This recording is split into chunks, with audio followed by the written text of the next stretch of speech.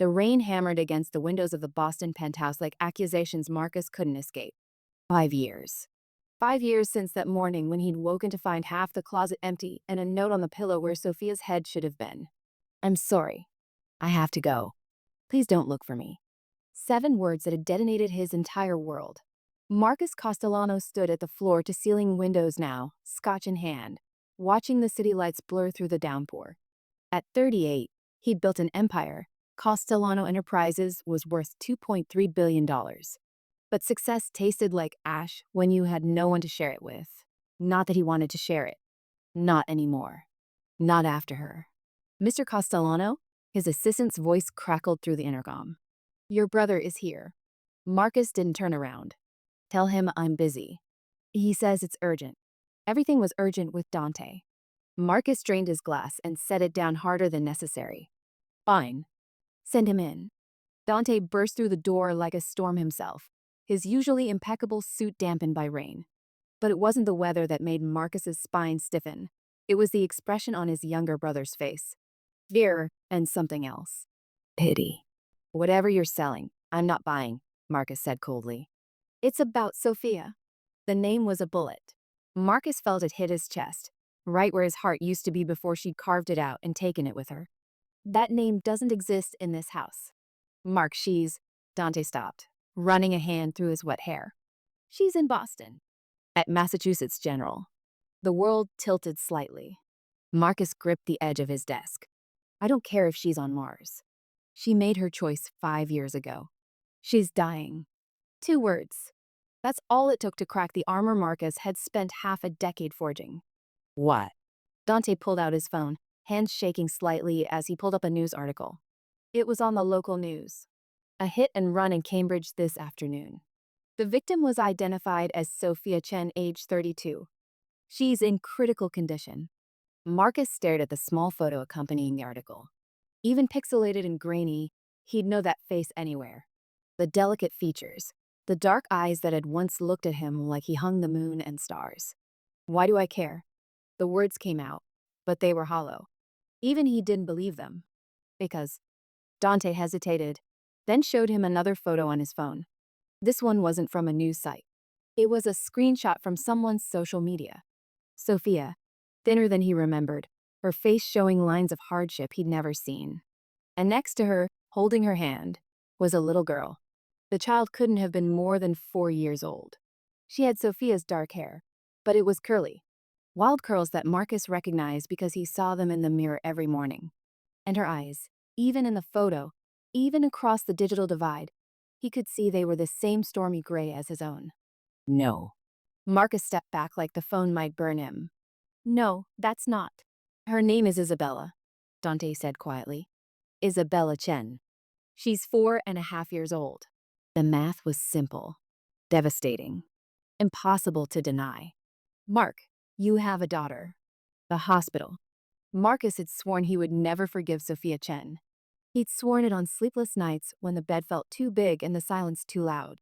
He'd sworn it while building his company into something unstoppable, pouring all his rage and hurt into quarterly earnings and hostile takeovers. He'd sworn it every time someone tried to set him up, every time a woman's perfume reminded him of jasmine and betrayal. But he'd never sworn what he'd do if there was a child. Massachusetts General Hospital smelled like antiseptic and desperation. Marcus strode through the corridors with Dante half jogging to keep up, his $1,000 shoes squeaking on linoleum that had seen too many tragedies. "Room 437, Dante said. "But Mark, you should know." "What?" Marcus snapped, not slowing down. "She's not alone. There's a woman with her. She called herself Sophia's emergency contact. Her name is Linda Chen. I think she might be her mother." Marcus remembered. Sophia had talked about her mother, a fierce immigrant woman who'd raised her daughter alone after Sophia's father left. They'd never met. Sophia had always made excuses about why it wasn't the right time. Now he understood. Sophia had been planning her exit even then. Room 437 was partially closed off with a curtain. Through the gap, Marcus could see machines' tubes, the rise and fall of breathing that wasn't quite natural. And sitting in a chair beside the bed, holding a hand that looked too pale, too still, was a woman in her 60s with steel gray hair and eyes that could cut glass. Those eyes locked onto Marcus the moment he stepped through the doorway. "You," she said, and the single word carried the weight of 5 years' worth of accusation. "Mrs. Chen." Marcus forced his voice to remain level professional. It was easier when he pretended this was a business negotiation and not the woman who'd raised the only person who'd ever made him believe in love. "I'd like to see." "You have no right." Linda stood, placing herself between Marcus and the bed like a human shield. She was small, barely 5 feet tall, but she radiated the kind of fury that made grown men step back. "You have no right to be here." "I have every right." Marcus caught himself. What was Sophia to him?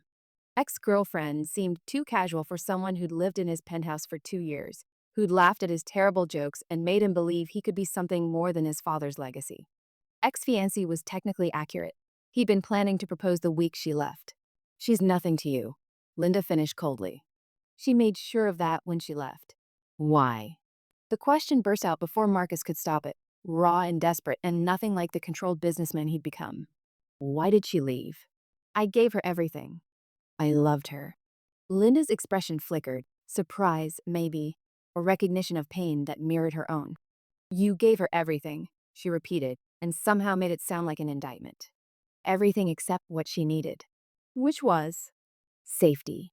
The word hit him like a physical blow. "I never hurt her." "I would never." "Not from you." Linda's voice gentled slightly, as if she was explaining something to a particularly slow child. "From your world. Your family. Your father." Marcus felt ice flood his veins. "My father's been dead for 3 years. And before that, he was very much alive and threatening my daughter." The machines beeped steadily, indifferent to the bombshell that had just detonated. Marcus stumbled to the empty chair on the other side of the bed, his legs suddenly unreliable. "What are you talking about?" Linda studied him for a long moment, as if deciding whether he deserved the truth. Whatever she saw in his face must have convinced her, because she sank back into her chair with a sigh that seemed to age her another decade. "Your father came to see Sophia 6 weeks before she left. He said—" Linda's voice broke. She took a breath and continued. "He said she wasn't suitable for a Castellano. That she was a gold digger, a nobody from nowhere trying to trap his son. He offered her money to leave. When she refused, he told her that he would destroy her. Her career, her family, me. He knew I was working without proper documentation back then. He said he'd have me deported, make sure Sophia could never work in Boston again." Marcus felt sick. His father, Vincent Castellano, had been many things: ruthless, ambitious, occasionally cruel. But Marcus had always believed that there were lines even Vincent wouldn't cross. "You'd been wrong." "She should have told me," Marcus said, but the words felt weak even as he spoke them. "She tried." Linda pulled out her phone with shaking hands, scrolling through old messages. "She sent you 17 text messages that day. Called you 12 times. Do you remember what you were doing?" "He did." "God help him, he did." "I was in Singapore, closing the Yamimoto deal." "You were conquering the world," Linda said quietly. "And your father was threatening to destroy ours. She tried to reach you, but you were in meetings. Always meetings. And when you finally called her back, I had 15 minutes between the signing and a dinner with the board." Marcus closed his eyes, remembering. Sophia had sounded strange on the phone, scared maybe. But he'd been distracted, already thinking about the next move, the next deal. "She tried to tell me something, but I said we'd talk when I got back. I'd be home in 2 days. She couldn't wait 2 days. Your father gave her 24 hours to decide. Leave quietly with a check for $500,000, or stay and watch him ruin everything she loved." The machines continued their steady rhythm, the only sound in a room filled with the wreckage of the past. "She left me a note," Marcus said finally. 7 words. "That's all I was worth to her." "She left you a letter," Linda corrected. 12 pages explaining everything. "She left it on your desk in your study." "There was no letter." "Because your father took it." Linda's hands clenched into fists. She didn't know that until months later, when she finally got up the courage to try to contact you. But by then, you'd already changed all my numbers. Had my assistant screen my calls and emails. Marcus remembered the rage, the hurt, the determination to erase Sophia Chen from his existence. "I told everyone who worked for me that if her name was mentioned, they'd be fired on the spot.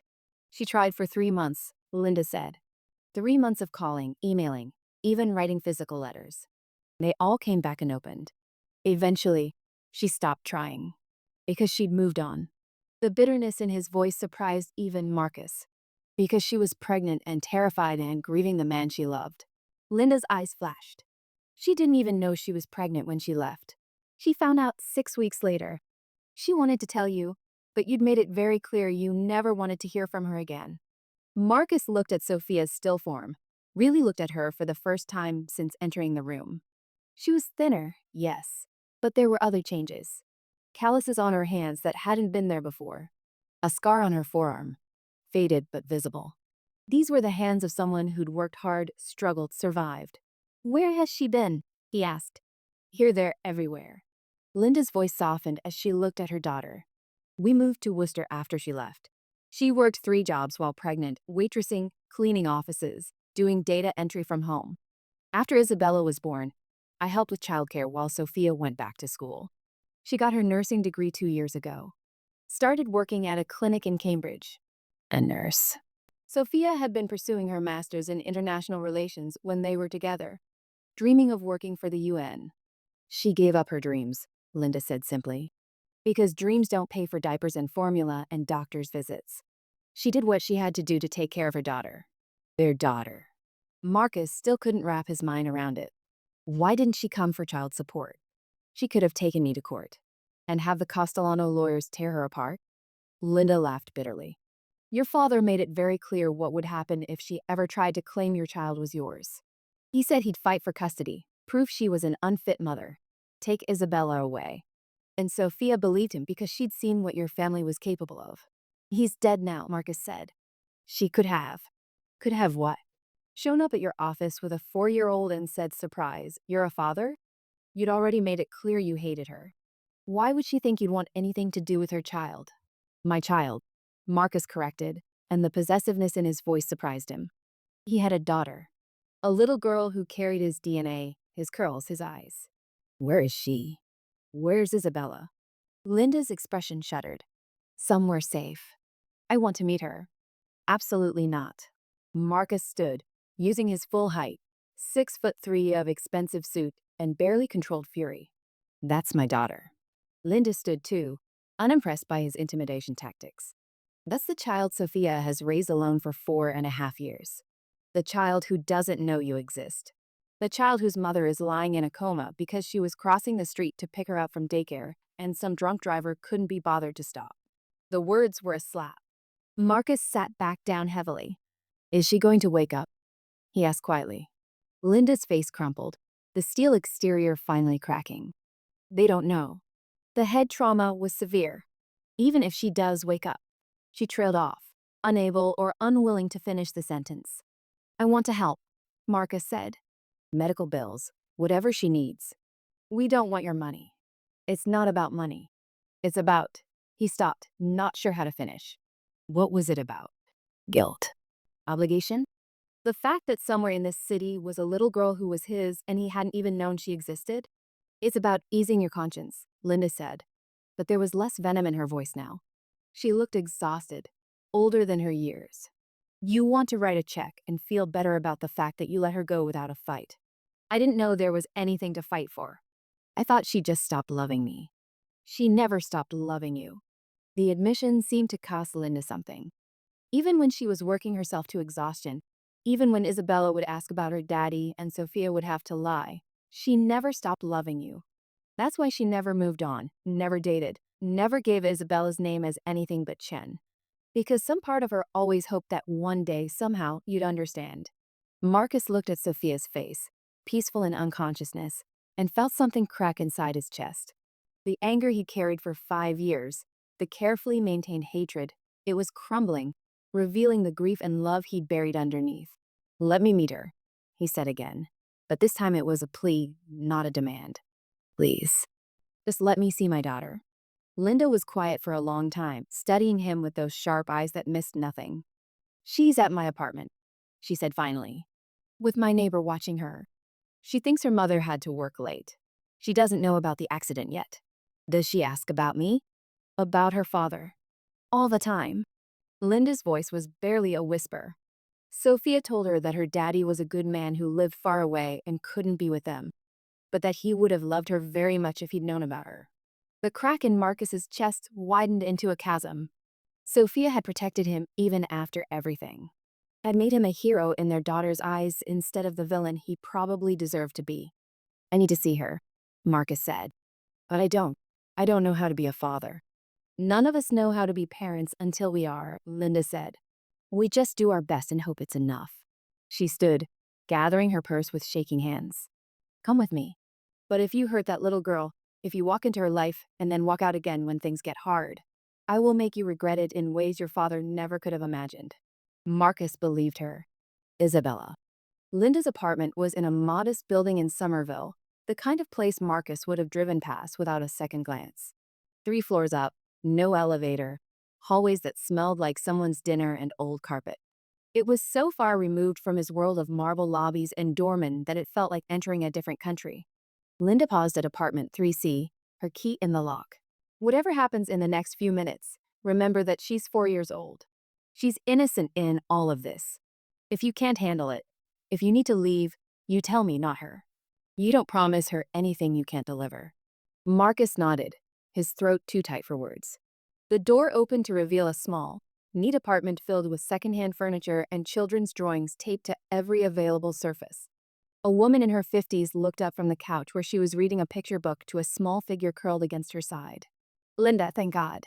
"How is?" The woman stopped when she saw Marcus, her eyes widening. "Maria, this is Marcus. He's—" Linda trailed off, as if unsure how to complete the introduction. Marcus wasn't listening. He couldn't hear anything over the roaring in his ears because the little girl had looked up from the book, and he was seeing himself staring back at him. Isabella Chen was small for 4, with wild dark curls that refused to be tamed by the ponytail someone had attempted. She had Sophia's delicate features, her small nose and heart-shaped face, but her eyes were pure Castellano, the distinctive gray that ran in his family, the same shade as his own, his brother's, his late father's. She was wearing pajamas with cartoon characters he didn't recognize, and she was holding a stuffed elephant that had seen better days. One of her front teeth was missing, giving her smile an endearing gap. That smile was directed at him now, curious and unafraid. "Are you my daddy?" she asked, and the question detonated what was left of Marcus's composure. He opened his mouth, but no sound came out. Linda pushed past him, crouching down to Isabella's level. "Bella, sweetheart, this is a friend of Mommy's. His name is Marcus." "Marcus," Isabella repeated carefully, testing out the syllables.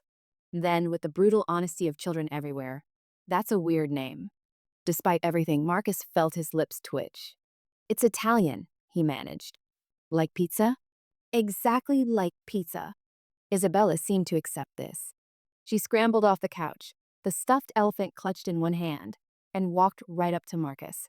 She was tiny, barely reaching his knee, and she had to tilt her head all the way back to look at him. "You're really tall," she observed. "Are you a giant?" "I'm just tall for a person. My mommy says I'm going to be tall too. She says I'm going to be tall and smart and brave." Isabella's face clouded slightly. "Nana Linda said Mommy had to work late. But she never works this late. Do you know where she is?" Marcus looked helplessly at Linda, who shook her head almost imperceptibly. "Not yet. Not now. Your mommy is." He struggled for words that wouldn't be a lie, but wouldn't break this little girl's heart. "She's resting." She was very tired. Isabella nodded seriously. "She works a lot. Sometimes she comes home and falls asleep on the couch with her shoes still on. I cover her with a blanket." The image was so tender, so domestic, that Marcus felt his heart contract. This was Sophia's life now, working herself to exhaustion, being cared for by the daughter she'd raised alone. "That's very kind of you," he said softly. "Mommy says kindness is the most important thing. She says people will forget what you say and what you do, but they'll never forget how you make them feel." Isabella tilted her head, studying him with those unnervingly familiar eyes. "How do I make you feel?" How did she make him feel? Like his entire world had shifted on its axis. Like everything he thought he knew was wrong. Like his heart, which he thought dead and buried, was somehow beating again. "You make me feel." Marcus paused, then decided on honesty. "Hopeful." Isabella smiled, that gap-toothed grin that was going to haunt him for the rest of his life. That's good. Hopeful is a nice feeling. She held up her elephant. This is Mr. Trunks. He's my best friend. Do you want to meet him? I'd be honored. Marcus found himself sitting on Linda's worn carpet, accepting a stuffed elephant from a 4-year-old and being told in great detail about Mr. Trunks's likes, peanut butter sandwiches, bubble baths, and stories about princesses and dislikes, loud noises, the dark, and broccoli. I don't like broccoli either, Isabella confided. But mommy makes me eat it because it's good for me. Do you eat broccoli? Sometimes, Marcus admitted. That's very brave. He'd faced down boardrooms full of hostile investors, navigated corporate warfare that would make generals weep, and built an empire from the ground up.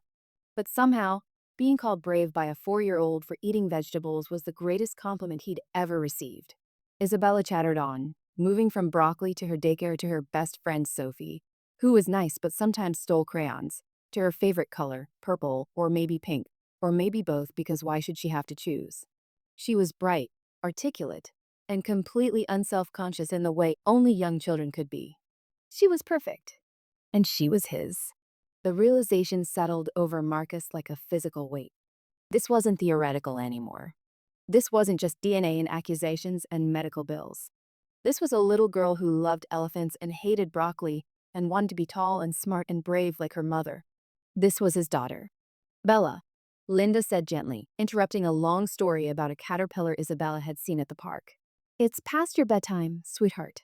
But I'm not tired, Isabella protested, even as she yawned hugely. How about I read you a story? Marcus heard himself offer. If that's okay with your Nana. Isabella's face lit up. Would you do the voices? Mommy always does the voices. I'll try my best. Linda showed them to the small bedroom Isabella shared with Sophia. It was barely big enough for the double bed and small dresser, but every inch had been made magical. Glow-in-the-dark stars covered the ceiling. Drawings and paintings covered the walls. A shelf held more books than should fit in such a small space, arranged by some organizational system only a 4-year-old could understand. Isabella climbed into bed, and Marcus noticed there was only one pillow, only one side of the bed that looked slept in. The other side was pristine, waiting. Mommy sleeps here, Isabella said, patting the empty space. She says we're a team. Teams stick together. Marcus's vision blurred. He blinked hard, reaching for the book Isabella thrust at him. It was well worn, the pages soft from repeated reading. The Velveteen Rabbit. It's my favorite, Isabella announced. It's about being real. Of course it was. Marcus read, stumbling over some of the voices but earning giggles when he made the rabbit squeak. Isabella's eyes grew heavy, her breathing deepening. Just as he thought she was asleep, she spoke. Marcus? Yes. Will you come back? The question was so small, so hopeful, that it broke something inside him. Yes, he promised. I'll come back. Good. Isabella's eyes drifted shut. I liked meeting you. You have nice eyes. They look like mine. She was asleep before Marcus could respond, her hand curled around Mr. Trunks, her face peaceful in a way that reminded him achingly of Sophia. He sat there for a long time, just watching her breathe, memorizing the curve of her cheek and the flutter of her eyelashes. His daughter. He had a daughter. Finally, he stood carefully, making sure not to wake her. Linda was waiting in the hallway, her expression unreadable. She looks like you, she said quietly. She looks like Sophia. She's both of you. The best parts of both of you. Linda's voice was thick with emotion. She's the best thing that ever happened to Sophia. The thing that kept her going when she wanted to give up. Marcus followed her back to the living room, where Maria had tactfully disappeared into the kitchen. I want to help, he said. Medical bills, childcare, whatever you need. We need Sophia to wake up, Linda interrupted. We need Isabella's mother to be okay. Can you give us that? I can give you the best doctor's money can buy. I can make sure Sophia gets whatever treatment she needs, whatever it takes. Linda studied him for a long moment. Why? 5 years ago, you wanted nothing to do with her. 5 years ago, I thought she'd betrayed me. 5 years ago, I didn't know about Isabella. Marcus ran a hand through his hair, feeling every one of his 38 years. I can't change the past. I can't give Sophia back the years she struggled alone. or give Isabella the father she should have had. But I can make sure they're taken care of now. This isn't about money, Linda said. I know. But it's a start. Marcus pulled out his phone, already composing emails in his head. I want to transfer Sophia to a private facility. Somewhere with the best neurologists, the best equipment. I want specialists looking at her case, second and third opinions. You want to fix this, Linda interrupted gently. But some things can't be fixed, Marcus. Some things can only be endured. Then I'll endure it with you. With Isabella. He met Linda's eyes, letting her see the determination there. I'm not walking away from this. I'm not walking away from them. Linda was quiet for a long time. In the kitchen, Maria was humming something soft and sad. Sophia used to talk about you, Linda said finally. When she was pregnant, when things were hard, she'd tell me stories.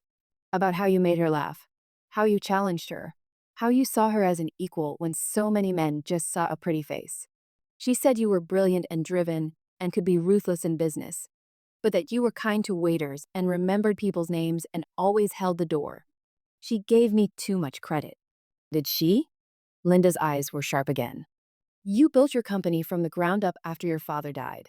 You could have coasted on his reputation, but instead you changed everything. You got rid of his old guard, cleaned up the corruption, implemented new ethics policies.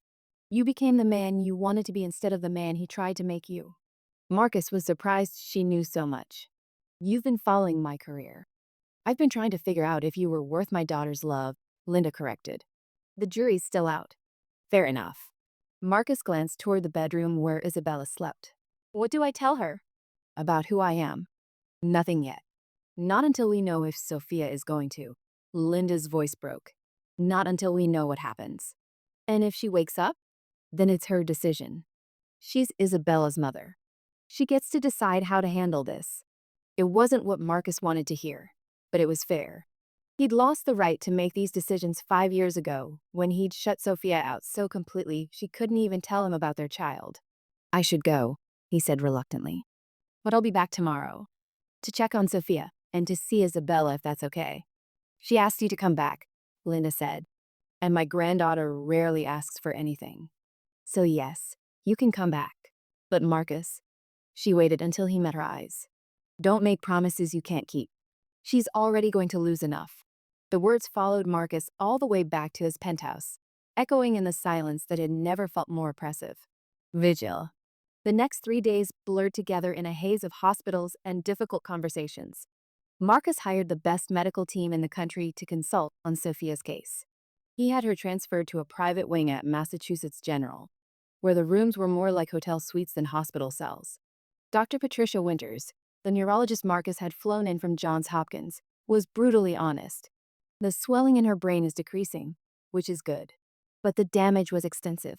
Even if she wakes up, and that's still an if, we don't know what kind of deficit she might have.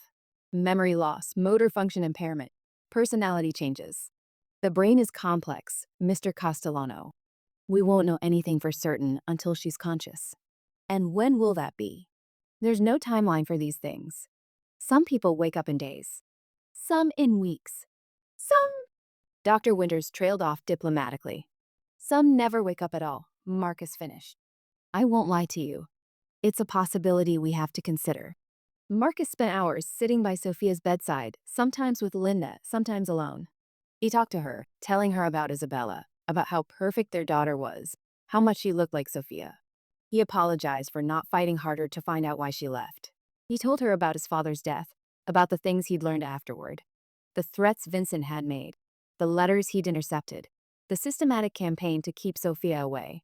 He told her he understood now, that he was sorry, that if she would just wake up, they could figure the rest out together. Sophia slept on, unreachable. In the evenings, Marcus went to Linda's apartment. Isabella had accepted his presence with the easy adaptability of childhood. She decided he was her friend, and friends visited regularly, so she was pleased when he showed up each night. He read her stories and learned about her day. He discovered that she was obsessed with dinosaurs and could name 17 different species. He met Mr. Trunks' extended family, MRS. Trunks, a smaller elephant, baby Trunks, an even smaller elephant, and cousin Greg, a giraffe who was very tall and felt left out sometimes. He taught Isabella to play checkers and lost spectacularly every time. He colored pictures that Isabella directed with the authority of a Renaissance painter. He learned that her favorite food was macaroni and cheese, but only the kind with the powder, not the kind with the actual cheese because that was too fancy. He discovered that she had Sophia's laugh, bright and infectious and capable of lighting up the darkest room. He fell in love. It happened slowly, then all at once. One moment he was a man doing his duty, meeting the child who shared his DNA. The next, he was a father, utterly besotted with this tiny human who had somehow wrapped herself around his heart without even trying. On the fourth night, after Isabella had fallen asleep mid-story, something about a princess and a dragon who became friends, Marcus found Linda waiting for him in the living room with 2 cups of tea. "She loves you," Linda said without preamble. Marcus's heart lurched. "She barely knows me." Children don't love strategically. They love instinctively. Linda sipped her tea. "She feels safe with you." "That's not nothing." "I don't want to confuse her." "Not when Sophia might." He couldn't finish the sentence. "Sophia will wake up," Linda said fiercely. "She has to." But her voice shook, betraying her fear. "Mrs. Chen, Linda, I need to ask you something." "Go ahead." "If Sophia doesn't wake up, or if she does, but she can't." Marcus took a breath. "Who has custody of Isabella?" Linda set down her tea carefully. "Sophia's will names me as Isabella's guardian. And if something happened to you? Then she'd go into the foster system, I suppose." "Unless." Linda looked at him sharply. "Why are you asking?" "Because she's my daughter. Because I've missed 4.5 years of her life, and I don't want to miss any more. Because when I look at her, I see." He stopped, overwhelmed by emotions he didn't know how to articulate. "You see yourself," Linda finished softly. "And Sophia. And the life that should have been." "Yes." "Marcus, I need you to think very carefully about what you're saying. Wanting to be in Isabella's life is one thing. Being ready for it is another. She's not a board meeting you can reschedule or a problem you can solve with money. She's a child who needs stability, consistency, someone who will put her first even when it's inconvenient." "I know that." "Do you?" Linda's voice was gentle but firm. "Because Sophia put Isabella first every single day. She gave up her dreams, her career, any chance of a relationship. She worked herself to exhaustion to give that little girl everything she needed. Can you do that? Can you put Isabella before your company, your ambitions, your own needs?" Marcus thought about his life. The endless meetings, the international travel, the late nights and early mornings. His entire existence was built around Castellano Enterprises, around being the best, staying ahead, never showing weakness. Could he give that up for a 4-year-old who thought his name was weird and had a stuffed elephant named Mr. Trunks? "Yes," he said, and meant it. "I can." Linda studied him for a long moment. Then she reached into her purse and pulled out a thick envelope, worn at the edges as if it had been handled many times. "Sophia wrote this 3 years ago, when she updated her will. She told me to give it to you if anything ever happened to her." Linda held out the envelope. "I wasn't sure I would. I wasn't sure you deserved it. But I think maybe you do." Marcus took the envelope with shaking hands. His name was written on the front in handwriting he'd recognize anywhere, Sophia's careful script, each letter precisely formed. "I'm going to check on Isabella," Linda said, standing. "Take your time." Alone in the small living room, surrounded by evidence of the life Sophia had built without him, Marcus opened the letter. "Dear Marcus, if you're reading this, something has happened to me. Linda promised she'd only give you this letter in an emergency, so I have to believe it's bad. I hope it's not. I hope I'm just being paranoid, and you'll never see these words. But if you are reading this, then there's something you need to know. You have a daughter. Her name is Isabella Marie Chen.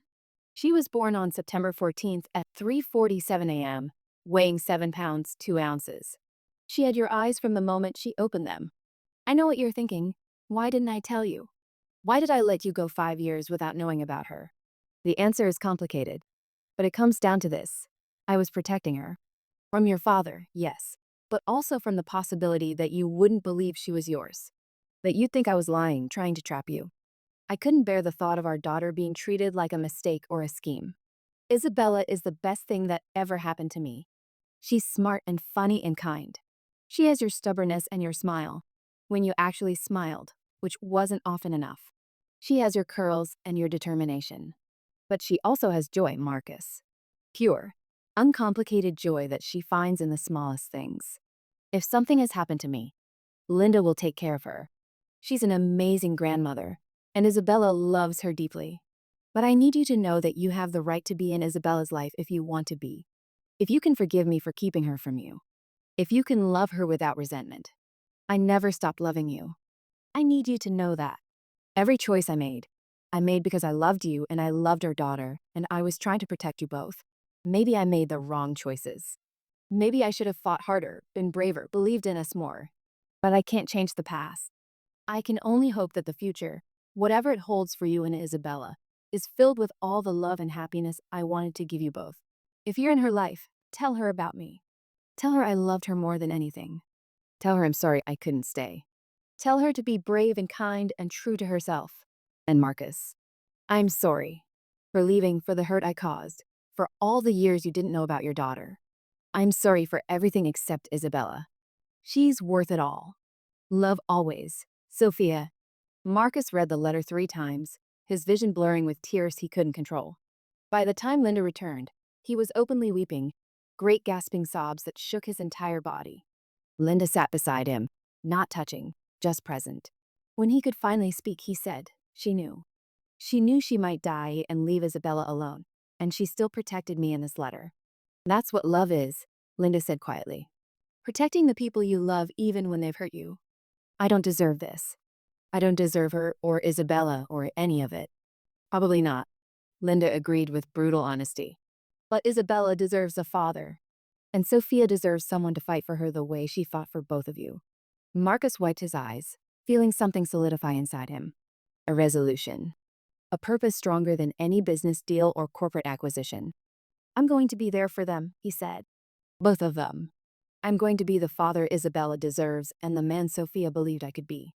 Then you need to start by hoping Sophia wakes up, Linda said. Because Isabella's going to need her mother to help explain why her friend Marcus is actually her father.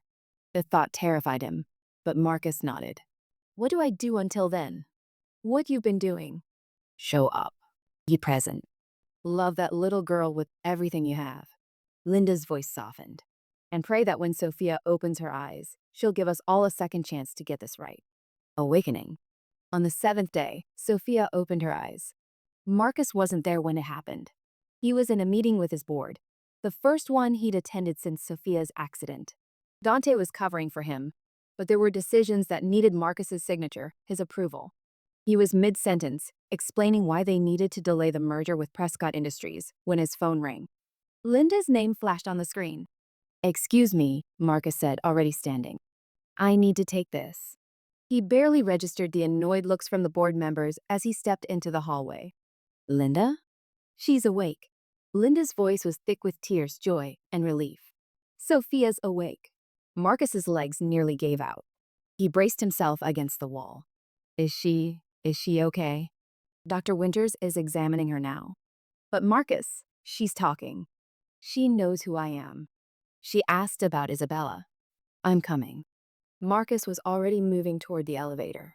I'll be there in 20 minutes. Marcus, wait. But he'd already hung up, already running. The traffic from his office to the hospital had never seemed so interminable. Marcus abandoned his town car 3 blocks away and ran the rest of the distance, his expensive shoes pounding pavement, his suit jacket forgotten in the back seat. Dr. Winters met him outside Sophia's room, clipboard in hand. Mr. Castellano, I'm glad you're here. I need to prepare you.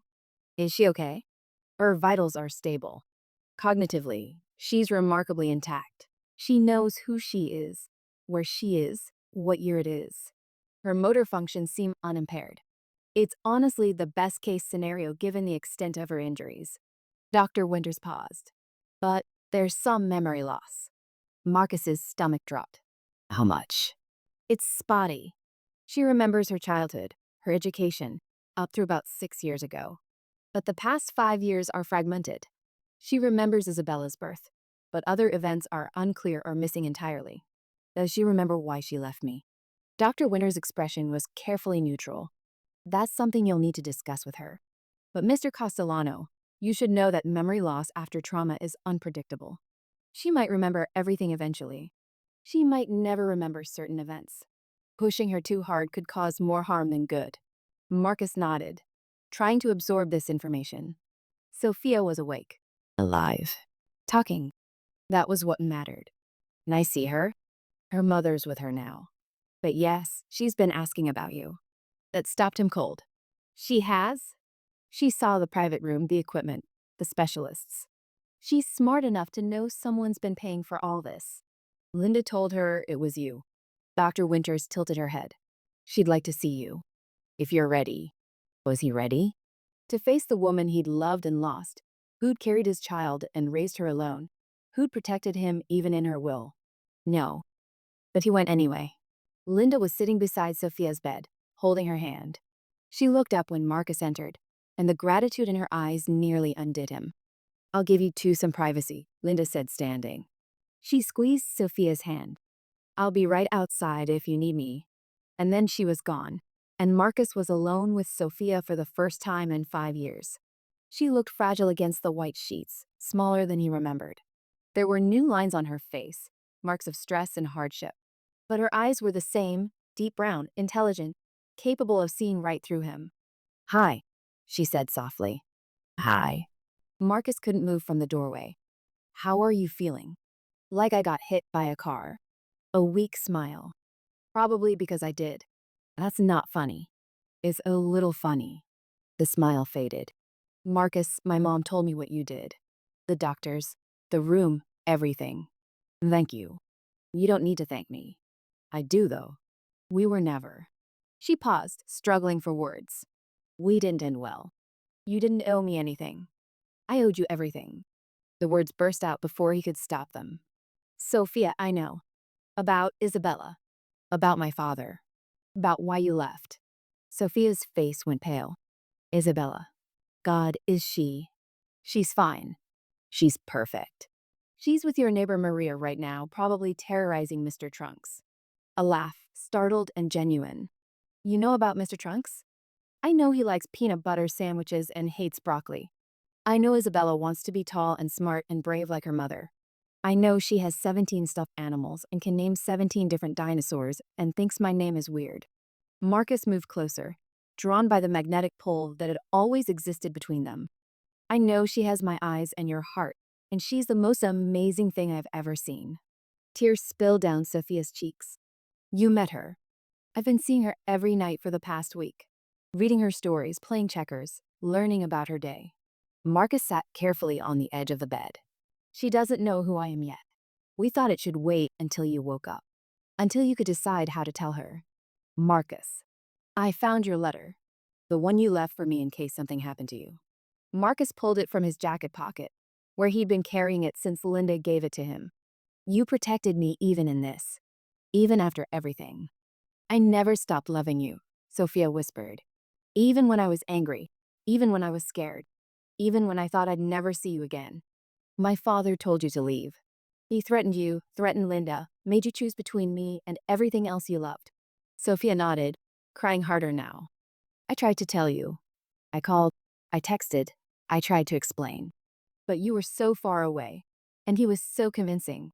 He said if I really loved you, I'd let you go.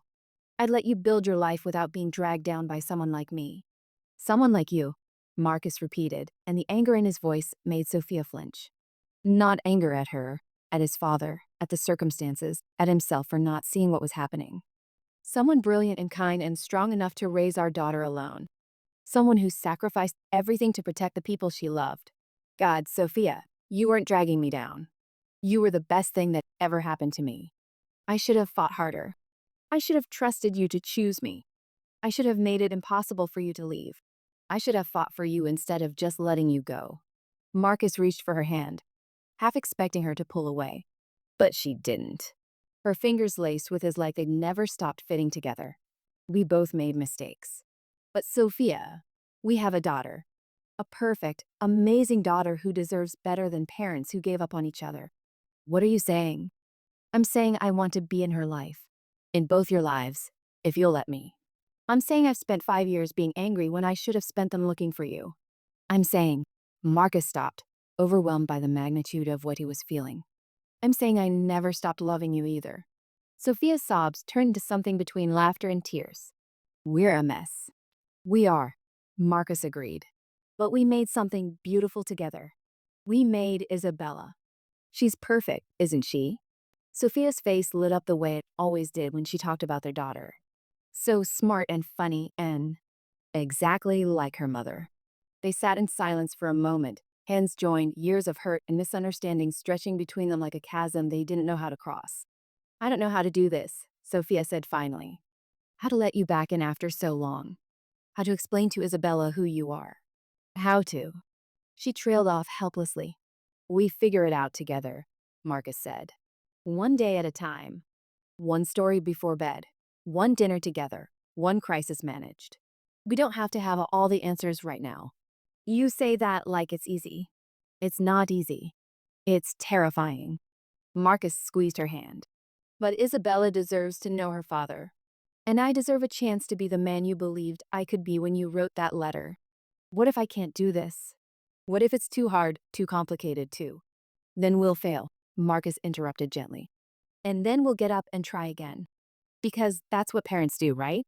We keep trying until we get it right. Sophia laughed through her tears. Listen to you, sounding like an actual dad. I've been practicing. Isabella's a tough crowd.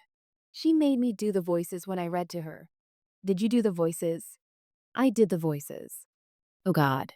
Sophia was laughing for real now. The sound filling the hospital room was something that felt almost like hope. You must have been terrible at the voices. I was the worst. Isabella told me Mr. Trunks sounded like a pirate with a cold. They laughed together, and for a moment, it was like the 5 years between them had never existed. They were just Marcus and Sophia again, two people who'd found each other against all odds and weren't ready to let go. But then reality reasserted itself. The hospital room, the machines, the evidence of how close they'd come to losing each other completely. When can I see her? Sophia asked. When can I see Isabella? Dr. Winters wants to keep you another day or two for observation. But then you can go home. Marcus hesitated. About home, your apartment is a third-floor walk-up. With your injuries, the stairs might be difficult for a while. Sophia's expression shuddered slightly. We'll manage. We always do. Or, Marcus said carefully, you could stay at my place. It's accessible, there's plenty of room, and I have a housekeeper who could help with Isabella while you recover. Marcus, I can't just move into your penthouse. Why not? I have 3 spare bedrooms. You and Isabella could each have your own space. There's a 24-hour doorman, a gym, a pool that Isabella would love.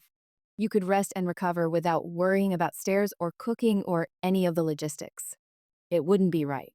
People would talk, and Isabella would be confused, and I can't just accept your charity. It's not charity. It's me taking care of my daughter and the mother of my child. Marcus softened his voice. Please, Sophia, let me help. Let me be there for both of you.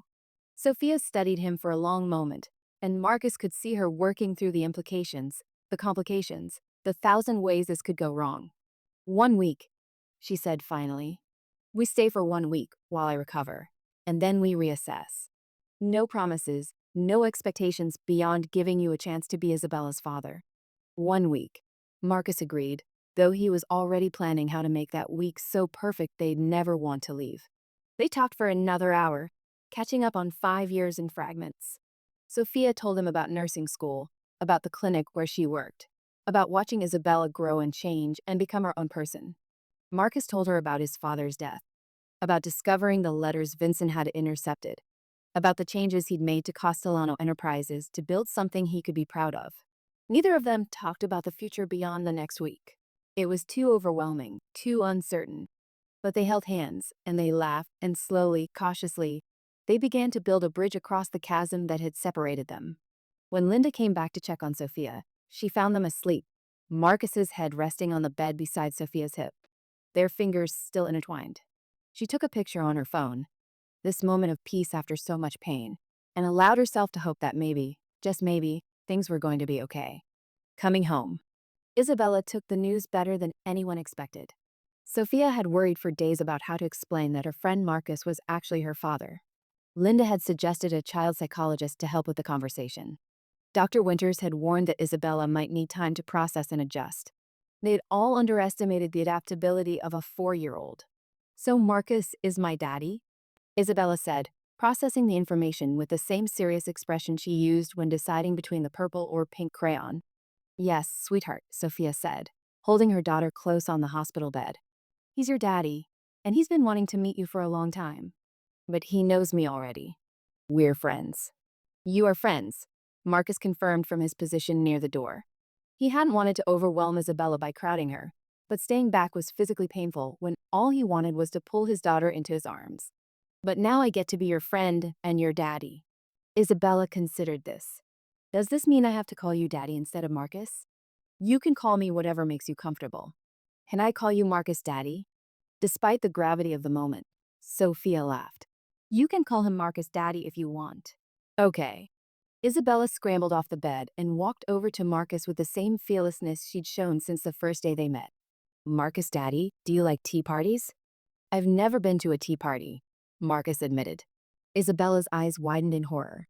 "Never?" "Not even once." "Not even once. Then we have to have one immediately." "Mommy, can Marcus daddy and Mr. Trunks and me have a tea party when we go home?" "When we go home, you can have all the tea parties you want." And just like that, it was settled. Isabella had a father, Marcus had a daughter, and the most pressing concern was scheduling tea parties with stuffed elephants. 2 days later, Sophia was discharged from the hospital. Marcus had wanted to send a car, but Sophia had insisted on something less ostentatious. They compromised on a town car without the Castellano Enterprises logo. Isabella chattered the entire drive to Marcus's building, pointing out landmarks and telling Marcus daddy about everything they passed. When they pulled up to the glass and steel tower in the heart of downtown Boston, she pressed her nose to the window. "Is this where you live?" she asked Todd. "This is home," Marcus confirmed, helping Sophia out of the car. She was still moving carefully, one hand pressed to her ribs where the impact had cracked bone. The doorman, Robert, tipped his hat. "Welcome home, Mr. Castellano. And you must be Isabella." "How do you know my name?" Isabella asked suspiciously. "Your daddy told me all about you. He said to watch for a very smart girl with curly hair and a stuffed elephant." Isabella beamed. "This is Mr. Trunks. He's my best friend. It's an honor to meet you both." The elevator ride to the penthouse was smooth and silent. Isabella's eyes got wider with each passing floor, counting under her breath as the numbers climbed higher and higher. "We're going to the tippy top," she announced when they reached the 42nd floor.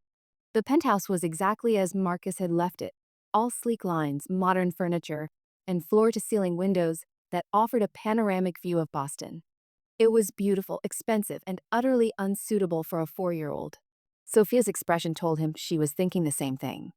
"I had some modifications made," Marcus said quickly, leading them down the hallway. "Your room is this way, Isabella." He opened the door to what had been his home office and watched Isabella's face transform. The room had been converted into a princess castle dream. The walls were painted soft purple with pink accents. There was a bed shaped like a carriage, a canopy draped with gauzy fabric. Shelves held books and toys, including a whole family of stuffed elephants in various sizes. A child-sized table was set up in the corner with a complete tea set. The windows had been fitted with safety locks and the outlets covered with child-proof caps. "This is for me?" Isabella whispered. "All for you," Marcus confirmed. "Do you like it?" His daughter's squeal of delight was answer enough. She ran into the room, touching everything with reverent wonder, exclaiming over each new discovery. Sophia stood in the doorway, tears streaming down her face. "When did you do all this?" she asked. "I had a team working on it while you were in the hospital. I wanted Isabella to feel at home." Marcus hesitated. "Your room is next door, if you want to see it." Sophia's room was equally thoughtful, but more subtle. A large bed with high-quality linens. A sitting area with a comfortable chair for reading. An ensuite bathroom with a walk-in shower that would be easier on her healing ribs. Soft lighting and blackout curtains. A vase of jasmine flowers on the dresser. "You remembered," Sophia said, touching the jasmine blooms. "I remember everything about you." They stood there, the air between them charged with 5 years of history and a future full of uncertainty. "Marcus daddy," Isabella's voice carried from the other room. "Can we have a tea party now?" Duty calls, Marcus said with a smile. The tea party was held at Isabella's new table, with Mr. Trunks and the new elephant family as guests. Marcus found himself sitting on a chair built for someone a quarter his size, holding a tiny teacup, being instructed on proper tea party etiquette by a 4-year-old. You have to hold your pinky out like this, Isabella demonstrated. And you have to say, thank you when someone passes you the sugar. Thank you for the sugar, Marcus said solemnly to Mr. Trunks. Mr. Trunks says you're welcome. Isabella was in her element, the perfect hostess. Mommy, do you want more tea? Sophia was sitting on Isabella's new bed, watching with an expression that made Marcus's heart ache. I would love more tea, sweetheart. They spent the afternoon playing, exploring the penthouse, discovering all the modifications Marcus had made. Child locks on cabinets. Soft corner guards on sharp edges. A step stool in the kitchen so Isabella could help with cooking. A shelf of children's books in the living room. Toys thoughtfully distributed throughout the space so Isabella would feel like the whole penthouse was hers, not just one room. By dinner time, Isabella was exhausted from excitement. Sophia made macaroni and cheese, the kind with the powder, per Isabella's specifications, while Marcus set the table. They ate together like a family, Isabella chattering between bites, Sophia quiet but smiling, Marcus soaking in every moment. After dinner, it was bath time. Sophia started to get up but winced, her ribs protesting. Let me, Marcus said. I've been reading books. I think I can handle one bath. Books? Sophia raised an eyebrow. Parenting books. I had my assistant order every highly rated one she could find. At Sophia's expression, he added defensively, I wanted to do it right. You've been a father for 8 days and you've already read parenting books. 7 books, actually, and several articles. Did you know that consistent bedtime routines are crucial for healthy sleep patterns? Sophia laughed, the sound warming the entire apartment. You're going to be an insufferable know-it-all parent, aren't you? I'm going to be the best father I can be. Bath time turned out to be more complicated than the books had suggested. Isabella had opinions on water temperature. Warm but not too warm. Bubble quantity, lots. And the proper way to wash Mr. Trunks, carefully, because his trunk was sensitive. Marcus emerged from the bathroom soaking wet, his expensive shirt clinging to his chest. The books didn't mention splash radius, he said. Sophia, who'd been listening from the hallway, bit back a smile. That's advanced parenting knowledge. You'll get there. They tucked Isabella into her carriage bed together, a united front. She insisted on 3 stories instead of the usual one, claiming she needed extra because Marcus' daddy needed practice with the voices. Halfway through the 3rd book, she was asleep. Mr. Trunks clutched to her chest, her curls spread across the pillow like a dark halo. She's perfect, Marcus whispered. She really is, Sophia agreed. They stood there for a long moment, watching their daughter sleep, before quietly slipping out of the room. In the hallway, the reality of their situation reasserted itself. They were essentially strangers who shared a child, living together, navigating a relationship that had ended in hurt and was now tentatively beginning again. I should go to bed, Sophia said. It's been a long day. Of course. Do you need anything? Water, pain medication. I'm fine. She paused at her bedroom door. Marcus? Yes. Thank you for all of this. The room, the modifications, the tea party. You didn't have to do any of it. I wanted to. I want to be here for her. For both of you. Sophia's expression was complicated, gratitude mixed with fear mixed with something that might have been hope. 1 week, she reminded him. 1 week, he agreed. But as Marcus lay in his own bed that night, listening to the sounds of his home that no longer felt empty, he was already planning how to make 1 week turn into forever. Building bridges. The week unfolded in a rhythm that surprised everyone. Mornings started with Isabella bursting into Marcus's room at an ungodly hour, 6 a.m., which felt like the middle of the night to a man accustomed to waking at 7:30. She'd climb onto his bed, Mr. Trunks in tow, and announce her plans for the day with the authority of a CEO running a board meeting. Marcus learned to keep a stash of her favorite cereal in the kitchen. He mastered the art of making the perfect ponytail, after several YouTube tutorials and patient instruction from a 4-year-old. He discovered that pancakes cut into heart shapes tasted better than regular pancakes, and that Isabella's favorite color changed based on her mood but was always announced with absolute conviction. Sophia watched these domestic scenes with an expression Marcus couldn't quite read.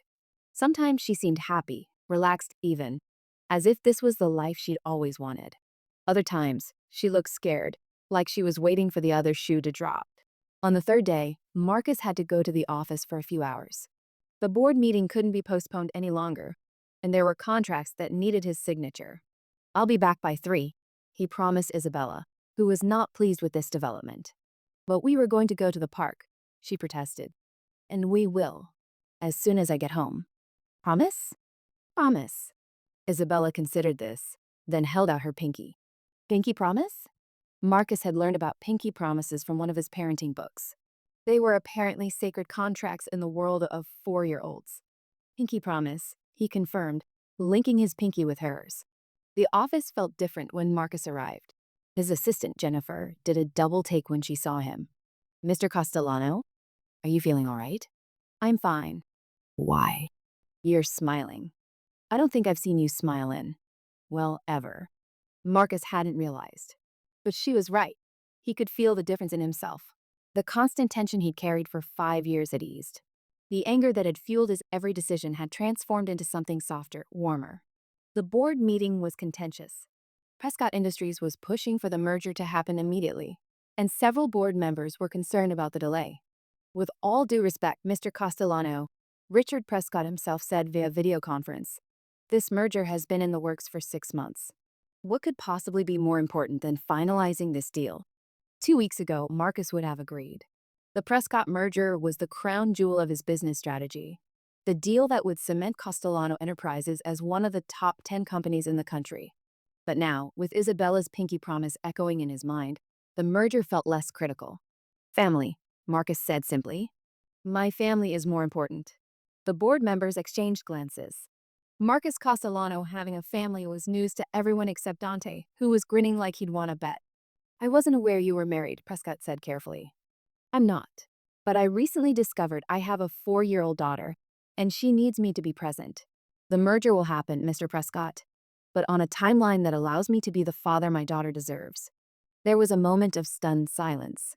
Then Dante started a slow clap that was quickly picked up by several of the younger board members. "Well," Prescott said, and there was genuine warmth in his voice. "Congratulations, Castellano. Family first is a philosophy I can respect.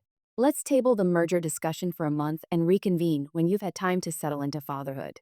The meeting wrapped up quickly after that. As people filed out, several stopped to offer Marcus their congratulations or to share their own parenting stories. Dante lingered until they were alone. "You're really doing this," he said. "Going all in on the dad thing." "I have a daughter. What else would I do? Most guys in your position would hire a nanny, write a check for child support, and visit on weekends. The fact that you're willing to risk a billion-dollar merger for a pinky promise tells me everything I need to know." "What does it tell you?" "That you're already a better father than ours ever was." Dante clapped him on the shoulder. "I'm proud of you, brother." Marcus made it home by 2:45 p.m., giving him a full 15 minutes of cushion before his promised return time. Isabella was waiting by the door, already in her jacket. "You came back," she said, as if there had been any doubt. "I pinky promised, didn't I?" "Pinky promises are sacred." They went to the park, Marcus, Sophia, and Isabella. It was a perfect fall day, leaves crunching underfoot, the air crisp and clean. Isabella ran ahead to the playground, her energy seemingly limitless. "She's always been like that," Sophia said, watching their daughter climb the jungle gym with fearless determination. "Full speed ahead, no hesitation." "She gets that from you." "She gets it from both of us." Sophia glanced at him. "You really turned down the Prescott merger?" "Postponed, not turned down." "How did you know about that?" Dante called. "He was very excited to tell me you chose a pinky promise over $1 billion. Marcus shrugged. "It wasn't a choice. Isabella needed me to keep my word. Everything else can wait." They sat on a bench, watching Isabella make friends with another little girl at the slide. Within minutes, they were playing together like they'd known each other for years. "She's good at that," Sophia said softly. "Making friends. Trusting people. It scares me sometimes how open she is. It's a gift. Don't let your fear take that away from her." Spoken like someone who hasn't spent the last 4 years worrying about every possible danger. But there was no heat in Sophia's words. "Teach me." Marcus said. Teach me how to worry about her the right way. Teach me what she needs, what scares her, what makes her laugh. I want to know everything. Sophia was quiet for a long moment. Then, she's afraid of the dark. Not all the time, but sometimes. She needs a nightlight and her door cracked open. She has a stuffed giraffe named Cousin Greg who makes her feel better when she's sad. She's allergic to strawberries, not deathly allergic, but they give her hives.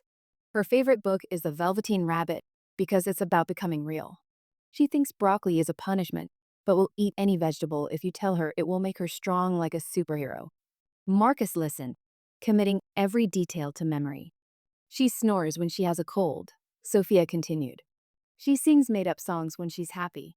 She counts on her fingers even though she knows the numbers. She's terrified of bees but fascinated by butterflies.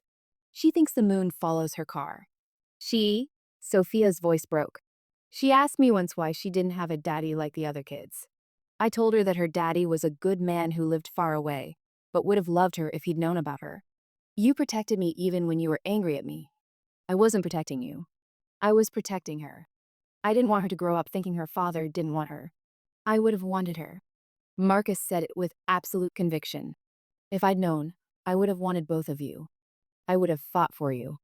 I know that now. They watched Isabella play, and Marcus felt time slow down, crystallize into something precious. This moment, sitting in the park with Sophia, watching their daughter laugh in the autumn sunshine, was everything he hadn't known he needed. What happens after this week?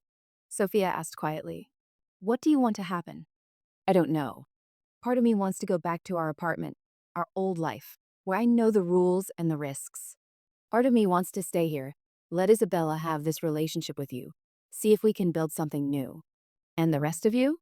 The rest of me is terrified that I'm going to fall in love with you, all over again. And that when it inevitably falls apart, it's not just me who gets hurt this time. It's Isabella too. Marcus turned to face her fully. What if it doesn't fall apart? What if we're both different people than we were 5 years ago? What if we've both learned enough to do this right this time? People don't change that much, Marcus. Don't they? He gestured toward the playground where Isabella was now showing her new friend how to hang upside down from the monkey bars. 6 months ago, I would have fired someone for suggesting I postpone a business meeting.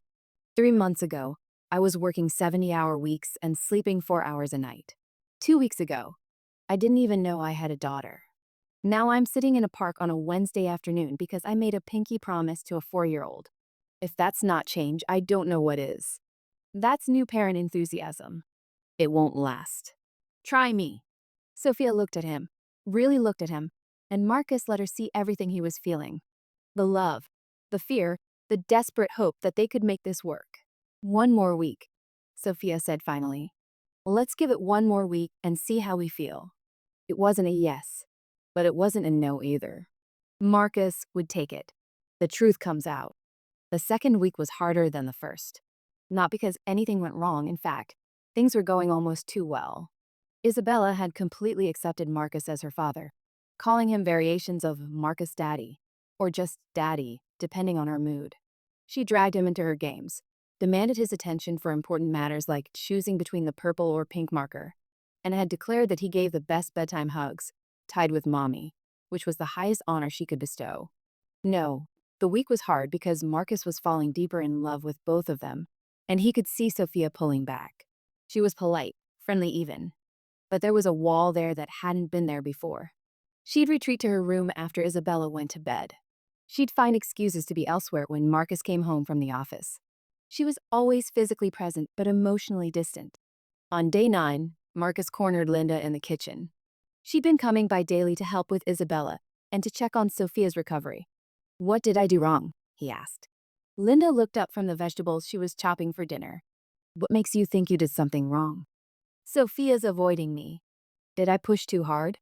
Move too fast? I thought we were building something, but she's pulling away. Linda set down her knife and studied him with those sharp eyes. You're not doing anything wrong, Marcus. That's the problem. I don't understand. Sophia has spent 5 years building a life around the certainty that you hated her, that you wanted nothing to do with her. She's based every decision, every sacrifice, every difficult choice on the belief that she was alone and would always be alone. Linda's voice was gentle but firm. Now you're here, being the perfect father, making everything easier, and her entire worldview is crumbling. That's terrifying for her. So what do I do? You give her time.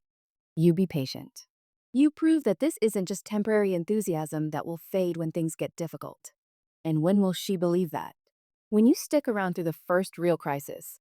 When Isabella has a nightmare and you're the one who gets up with her. When she gets sick and you don't flinch at the vomit. When the novelty wears off and you're still here, still trying, still present. Linda picked up her knife again. Sophia's been hurt, Marcus. By your father, by circumstances, by the belief that you'd rejected her. She needs proof that you won't hurt her again. Marcus understood, but understanding didn't make it easier. The crisis Linda predicted came 2 days later. Isabella woke up at 2 in the morning with a fever. Sophia found her first, already out of bed and gathering medicine before Marcus even registered the sound of crying. But he woke up quickly, following the sound to Isabella's room. His daughter looked small and miserable, her face flushed, her curls plastered to her forehead with sweat. "Daddy," she whimpered when she saw him, and his heart cracked. "I'm here, sweetheart." "What hurts?" "Everything. My head and my tummy and my throat." Sophia was taking her temperature, her expression professional and calm. But Marcus could see the fear underneath. A mother's fear. 102.3, she said. "Not dangerous, but we need to bring it down." They worked together through the night. Sophia administered medicine while Marcus held Isabella, crooning softly to her. They took turns reading stories in quiet voices, applying cool washcloths to her forehead, and simply being there when she cried. At 4 a.m., Isabella finally fell into a restless sleep, her hand clutching Marcus's shirt. "You should get some rest," Sophia said. "You have work in the morning." "I'm not leaving her." "And I'm not going to work tomorrow today," Marcus corrected, looking at the clock. "I'm exactly where I need to be." "Marcus, you can't miss work every time she gets sick. Kids get sick all the time. It's part of parenting." "Then I'll miss work all the time." "Sophia, I meant what I said about being here. This isn't temporary. This isn't novelty. This is my life now." Something in Sophia's expression shifted. "She threw up on you." Marcus looked down at his shirt, now stained and damp. He hadn't even noticed. "So she did. You're wearing a Brioni shirt. That's like $1,000 shirt. It's a shirt, Sophia. I can buy another one. I can't buy another night of her needing me and me being here for her." Tears welled in Sophia's eyes. "You really mean it. This isn't just you playing house until the novelty wears off. This is me being a father to my daughter. This is me." Marcus stopped, took a breath, then continued because this needed to be said. "This is me loving the woman who gave me this incredible gift, even though I didn't deserve it. This is me fighting for my family." "Marcus, I know you're scared. I know I have to prove myself. But Sophia, I'm not going anywhere. Not when things are hard. Not when they're messy. Not when I'm covered in vomit and running on 2 hours of sleep. This is what I want. You and Isabella. Exactly as you are." Isabella stirred in her sleep, and they both froze, waiting. But she just sighed and settled deeper into her pillows, still holding onto Marcus's ruined shirt. "I went to see your father," Sophia said quietly, "before I left. One last time to tell him I was pregnant. To beg him to let me tell you about the baby." Marcus's whole body went rigid. "What did he say?" "He said you'd never believe the child was yours. That you'd think I was trying to trap you. He said he'd make sure I never saw a penny of your money, and that he'd destroy any reputation I had left." Sophia's voice was flat, devoid of emotion. "And then he offered me $2 million to disappear. To get an abortion or to have the baby and give it up for adoption. $2 million to make sure his son's mistake never came back to haunt him." Marcus felt rage boil up inside him, hot and vicious. "My father is dead. Has been for 3 years." Sophia finally looked at him. "I turned down the money. I told him I'd leave. I'd stay out of your life. But I was keeping my baby. He said if I ever tried to claim you were the father, he'd take Isabella away from me. He had lawyers, power, money. I had nothing. You should have tried anyway. You should have fought." "With what, Marcus?" "I was 27 years old, pregnant, and terrified. Your father was one of the most powerful men in Boston. Who would have believed me over him?" She was right. God help him. She was right. Vincent Castellano had spent a lifetime building an image of respectability and power. No one would have believed Sophia over him. "I'm sorry," Marcus said, the words completely inadequate. "I'm sorry for what he did. I'm sorry I wasn't there to protect you. I'm sorry you had to face that alone. I wasn't alone. I had my mother. And then I had Isabella." Sophia reached out, touching their daughter's curls with infinite tenderness. "She saved me, when I wanted to give up. When I was so tired I couldn't see straight. When I thought I'd made the biggest mistake of my life, she saved me. Every smile, every laugh, every milestone. She made everything worth it." "She saved me too," Marcus said. "I didn't know how lost I was until I found her. Found both of you." They sat in silence for a while, watching Isabella sleep, the crisis past and the fever breaking. "I'm falling in love with you again," Sophia said finally, so quietly Marcus almost missed it. "And it terrifies me." "Why?" "Because I never really fell out of love with you. I just buried it, covered it up with hurt and anger and survival. But it was always there, and now it's coming back, and I don't know if I can survive losing you a second time." Marcus shifted carefully, trying not to wake Isabella. He reached for Sophia's hand. "You won't lose me." "Not to business, not to family pressure, not to fear. I'm here, Sophia. I'm staying." "You say that now." "I'm saying it always." Marcus's voice was fierce certain. "I love you. I loved you 5 years ago, and I love you now. And I'll love you 5 years from now when Isabella's 9 and giving us hell about something. I'll love you when she's 16 and thinks we're embarrassing. I'll love you when she's 30 and making us grandparents. I'm not going anywhere." "Marcus." He kissed her. Gently, carefully, like she was something precious that might break. And after a moment's hesitation, she kissed him back. When they pulled apart, they were both crying. "I don't know how to do this," Sophia whispered. "How to trust this." "Trust you." "Trust us." "Neither do I. But we figure it out together, remember? One day at a time. One crisis at a time. One kiss at a time." Marcus rested his forehead against hers. "Stay." "Not for one more week. Not temporarily. Stay. Isabella starts pre-K next month. She needs stability, routine. Then we give her stability here. We enroll her in the best pre-K in Boston. We build a routine that works for all of us. We make this our home. And when you get tired of domestic life, when the board pressures you to travel more, work longer hours, when being a father and a partner gets in the way of being a CEO, then I step down, or I hire a new CEO, or I figure out how to do both because that's what parents do. We figure it out." Marcus cupped her face in his hands. "Sophia, I've spent 5 years building an empire. It's impressive, it's successful, and it's completely meaningless without someone to share it with. I don't want to be a king if I'm ruling alone. I want to be a father, a partner, maybe eventually a husband if you'll have me. Everything else is just details." Sophia laughed, the sound watery but genuine. "You're proposing?" "No." "While we're both covered in sick kid germs and running on no sleep?"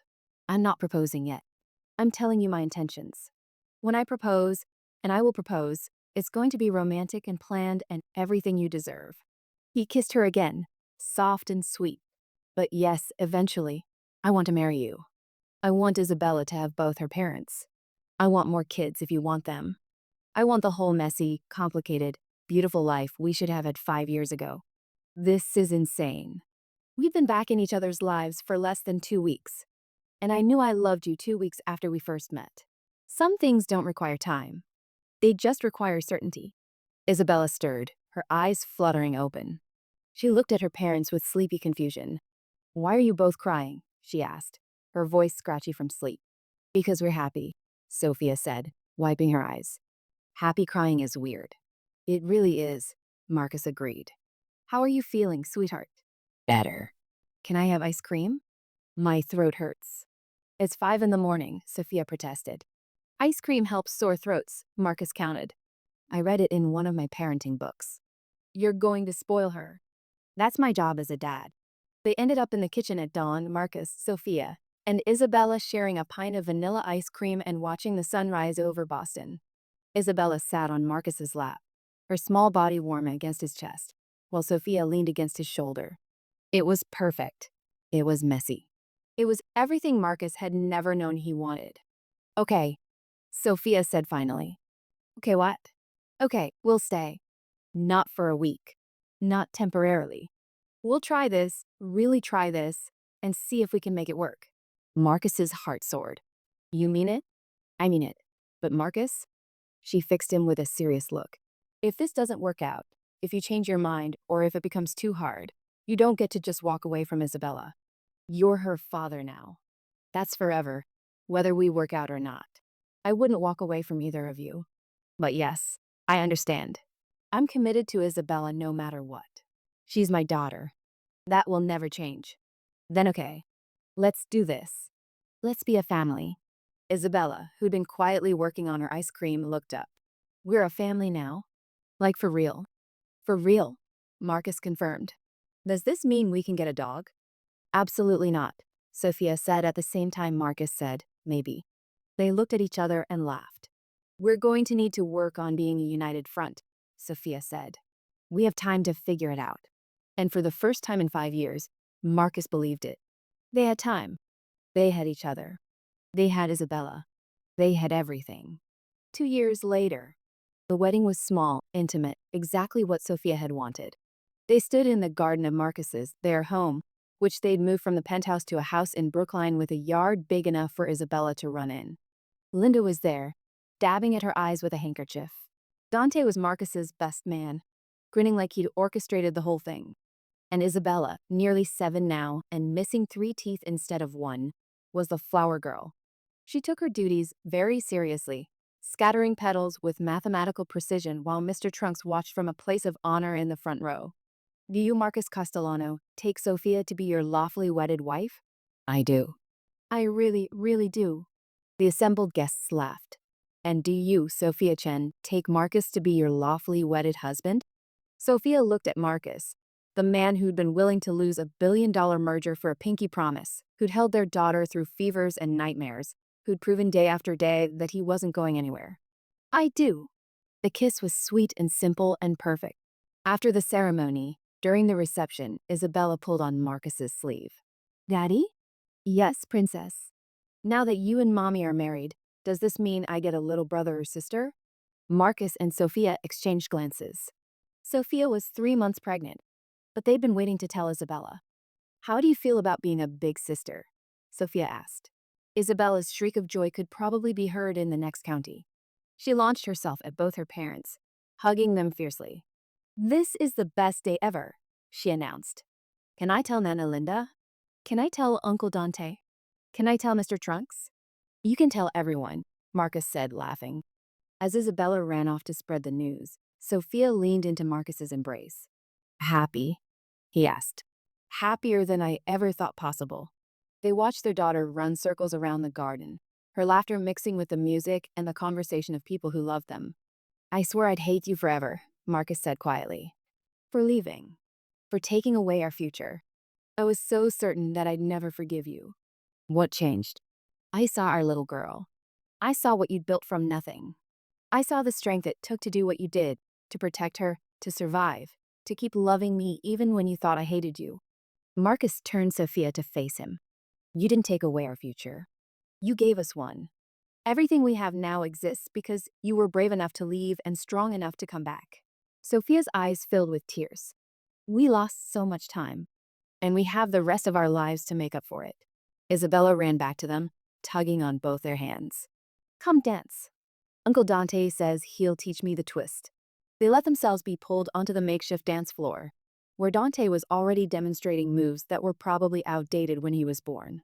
Linda joined them, and soon the whole wedding party was dancing under the stars. Marcus looked at his family, his wife, his daughter, his son or daughter on the way, and felt complete in a way he never had before. He'd built an empire, conquered industries, amassed a fortune. But none of it mattered compared to this. Sophia laughing in his arms, Isabella dancing with abandon, surrounded by people who loved them. This was the real success. This was what he'd been building toward all along without even knowing it. I love you, he told Sophia, pulling her close. I love you too. Daddy. Mommy. You're supposed to be dancing, not kissing. They laughed and danced and kissed anyway, because they were a family now, and families made their own rules. And somewhere in heaven, Marcus liked to think even his father had to admit he'd been wrong. Sophia Chen hadn't trapped his son. She'd set him free. Each end.